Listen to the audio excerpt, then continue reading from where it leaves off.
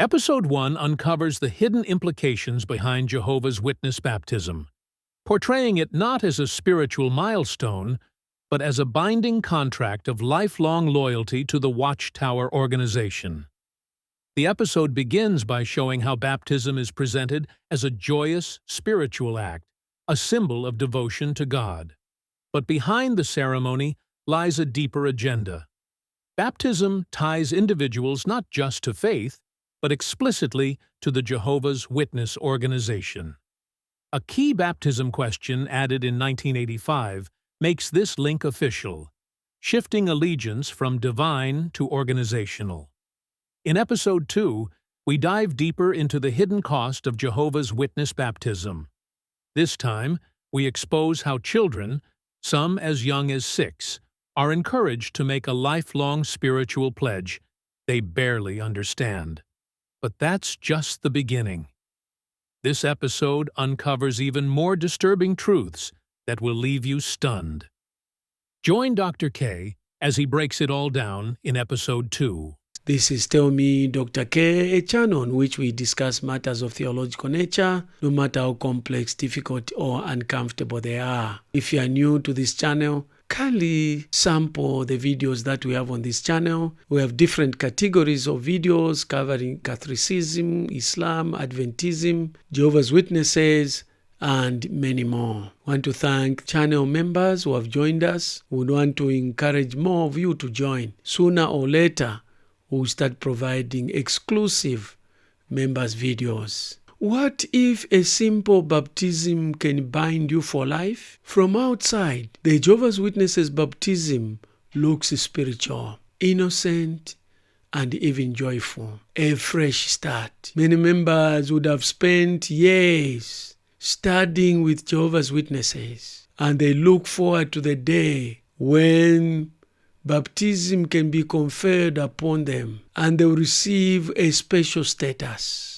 In many religions, baptism happens in adulthood, once a person fully understands what they are committing to. Not with Jehovah's Witnesses. Children as young as 6 years old have been baptized in the organization. The average age is often between 10 and 14. Let that sink in. A child barely old enough to understand critical thinking is making a lifetime spiritual contract. Now, one time I watched a video on YouTube about somebody who was talking about why Jehovah's Witnesses hate children.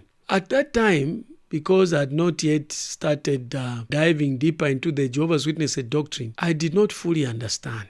But now I know why. It's probably true Jehovah's Witnesses leadership hates children. Here's why. Number one, they discourage members from having children. They are told, why have children in this wicked world?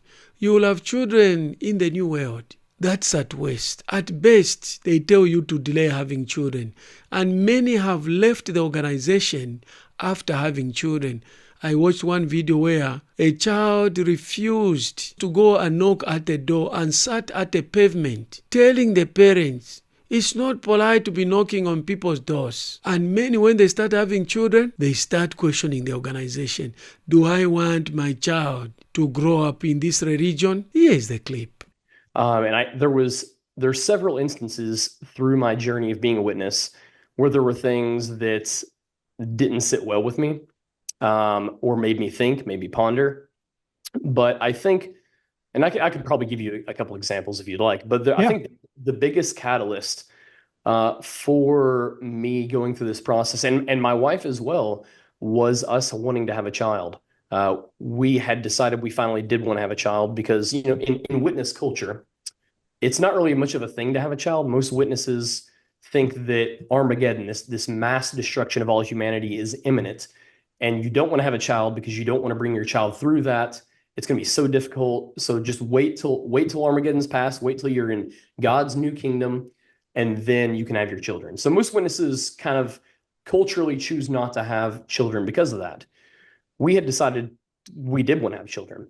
And so we went through the process of, having our first child. And I think through the process of actually during the duration of the pregnancy, there was a lot of thinking done both on my part and my wife's part.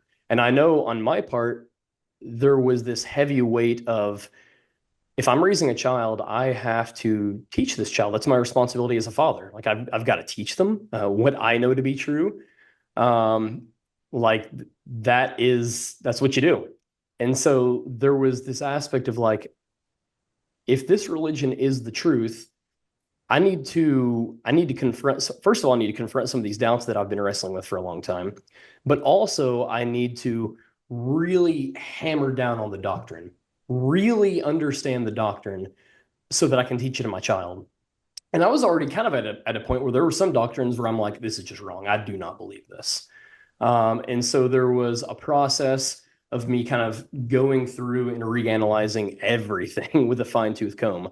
And normally the answer is no. Then we have cases of child sexual abuse. The Atlantic has talked of a secret database that contains tens of thousands of names of alleged perpetrators, which the organization has refused to hand over to the government. Perhaps the most controversial of their beliefs has been their policy on what to do with child sexual abuse allegations.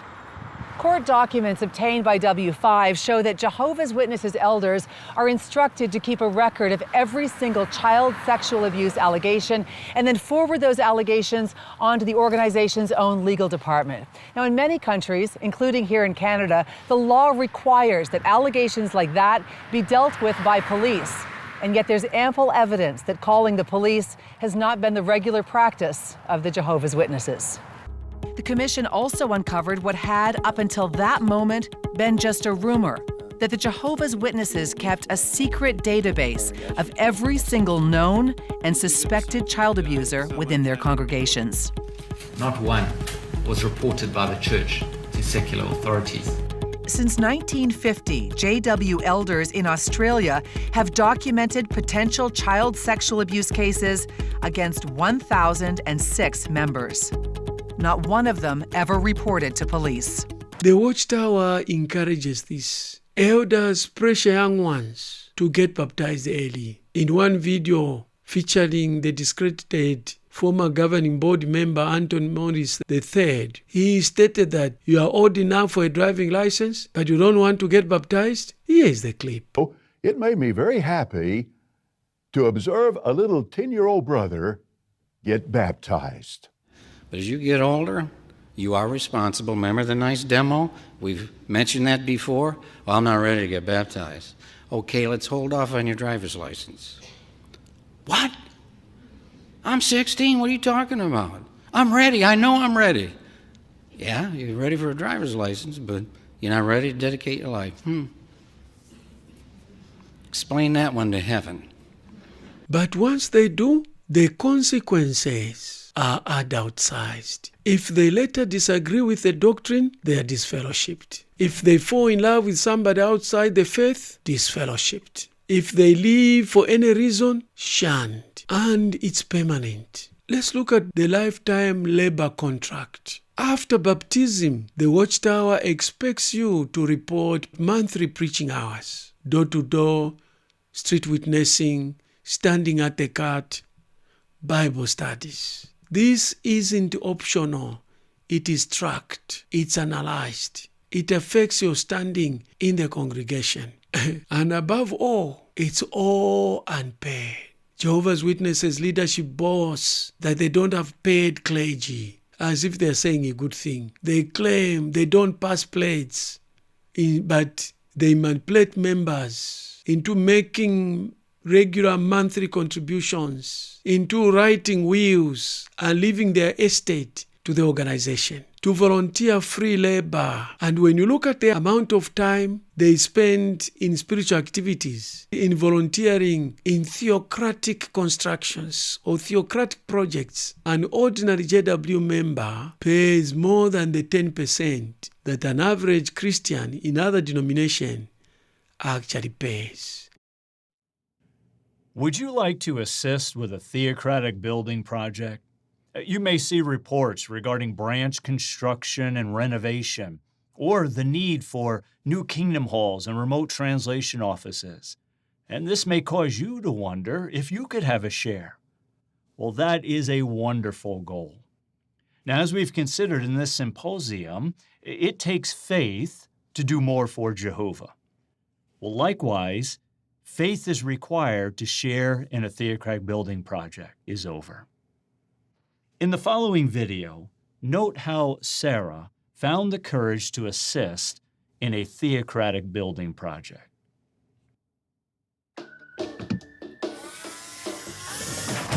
Hi, darling, we're back. When I learned I was invited to work for a few weeks on the upcoming construction project, I was thrilled. But that excitement quickly turned into anxiety because of what I had to do.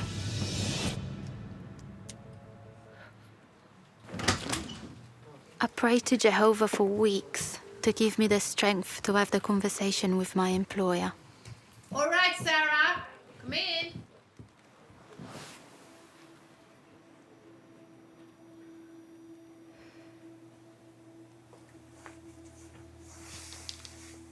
So? I wanted to first of all say thank you for taking it. I began to explain about the construction project and how I'd been invited to volunteer. I really like the time to... So you want time off during the busiest time of our year? Well, yes, but... It's your choice, but under no circumstances will I hold your position. Suddenly, this beautiful privilege felt like a huge risk. Was I making my life more complicated by doing this?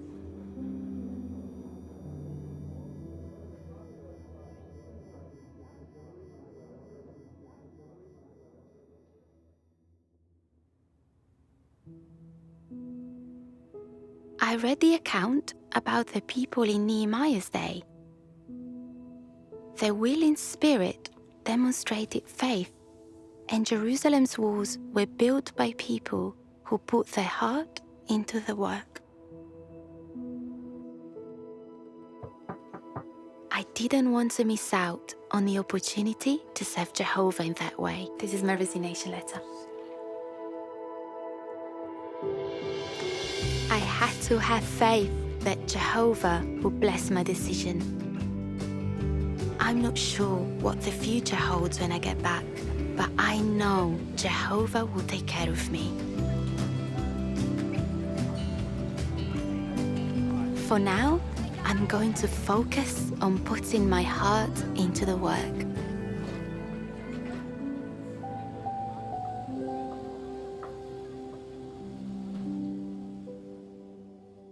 But they turn around and condemn them and they say, "We don't pass plates." Here is a clip.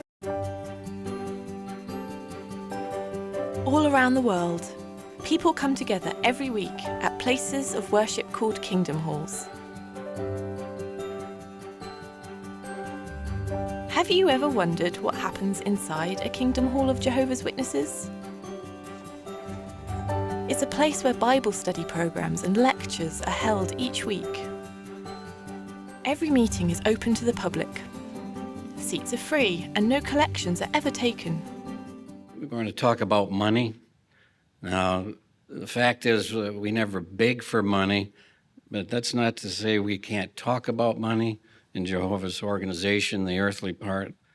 So it is long-standing there is a balance here. You know, going back to the Watchtower a very long time ago, we have never considered it proper to solicit money for the Lord's cause after the common custom, referring to Christendom. It is our judgment that money raised by the various begging devices in the name of our Lord is offensive, unacceptable to him. It does not bring his blessing either upon the givers of the work accomplished or the work accomplished. So we do not need to be coerced into giving. We gladly use our money to support kingdom activities. In a single year, Jehovah's Witnesses reported over 1.93 billion hours of preaching work. That's equivalent to 1 million full-time workers for free. What I've uncovered is that the Jehovah's Witnesses organization is a corporation. Now you say, well, we all know it's a corporation. Here's what you may not know. It is a profit-making corporation that has disguised itself as a religious organization in order to benefit from tax exemptions. And for it to continue amassing wealth, they need labor. And here came a genius idea. Find people that are disoriented, disorganized, emotionally stressed, facing existential questions of life, maybe broken emotionally and mentally. Find those people, give them a meaning, give them a purpose. People at the bottom of their life, people at their lowest point of life, give them a purpose, give them belonging, give them a community, and then use them as cheap labor, voluntarily and willfully. Some have worked for 70 years or even more than 70 years, and they retire, and when they retire, they receive nothing. No pension, no support. The responsibility is turned over to a congregation or to a family. I'm talking about those that worked at Bethel facilities, at branches and at headquarters. Here is a clip, Mark Sanderson talking about how they had a chat with those that are 8 years and above, and they made a personal choice to step down. But when you look at the interview, the people are talking about going along with what the governing body has told them, that they heard the advice of the governing body, meaning that these people did not make a personal choice. They were actually fired on the basis of age, fired into poverty. Here's another recent development. In March 2025, the governing body invited branch committee members 80 years of age or older to consider their circumstances. As a result, some of these dear brothers have made a personal decision that they will no longer serve as branch committee members. Let's hear from a few. Old age sneaks up on you, and you don't realize at times the limitations that you have. So this was a way for the governing body to help us to just accept the reality of old age and the consequences. During my almost 77 years of full-time service, I have always experienced that Jehovah's guidance through the faithful slave brings joy and contentment. I truly believe that this arrangement is an expression of Jehovah's deep love. Even if our assignments change in the future, regardless of what assignment it may be, will be an opportunity to enjoy our service while constantly thinking about pleasing Jehovah. This is the answer to a prayer. We cannot keep up. Let somebody else, younger, stronger, do the job, and they're doing it. It makes me very happy to see younger brothers now on our branch committee, and they're doing a great job. And I know allowing for other younger brothers to come in, it's going to help the organization. It has helped me to appreciate, do what you can, not what you can't do. And love it, follow Jehovah's direction. Many baptized members also volunteer in construction, janitorial work, and office administration at branch offices known as Bethel, even at JW headquarters. Those that work full-time are given a stipend to survive on. One of the documents online that I came across about somebody who was a full-time worker in the Sacred Service of Jehovah in Australia received 5% of an Australian daily wage. They give their time, their energy, skills, often giving up education or careers to serve an organization that offers no retirement, no benefits, no compensation. My heart bleeds when I look at how you members have been abused, used, misused in the name of saving Jehovah. People even fight, struggle, and yearn. They feel it's a privilege to work at Warwick JW headquarters in New York. It's a system of spiritualized exploitation, one that begins the moment you get baptized. I continue this discussion to the next episode. Thank you for watching. Please share this video with someone who needs it. And you can do me a favor. Like, subscribe, and smash the notice bell so that when I upload part 3 of this video, you receive a notification. If you've not watched part 1 of this video, click on this link to continue to part 3 of this episode. Click on this link to watch other JW videos. Click on this link.